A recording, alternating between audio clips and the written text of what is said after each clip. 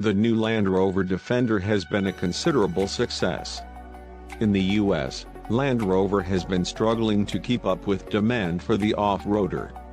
Land Rover also recently unveiled the new Defender Bond Edition to celebrate its appearance in No Time to Die. With its blacked-out body, the Defender Bond Edition looks suitably villainous. This new custom Defender created by Barugzai looks even meaner, however.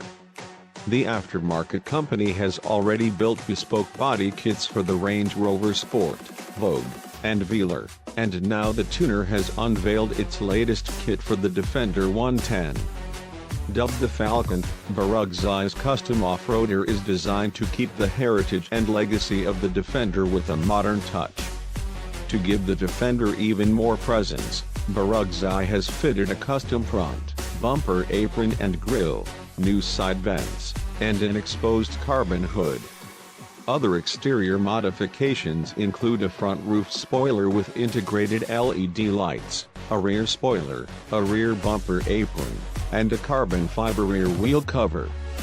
Wider wheel arches make room for larger 22-inch wheels.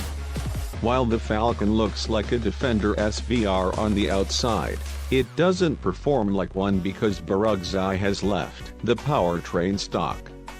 In the US, the Land Rover Defender 110 is available with either a 2-liter turbo inline-4 producing 296 horsepower and 295 pound-feet or a 3-liter 6-cylinder turbo with mild hybrid technology rated at 395 horsepower and 406 pound-feet. If you want more performance, Manhart can extract 500 horsepower from Land Rover's 3-liter 6-cylinder turbo. Alternatively, the new Defender V8 recently joined the 2022 model lineup, packing a 5.0-liter V8 supercharged producing 518 horsepower and 461 pound-feet of torque.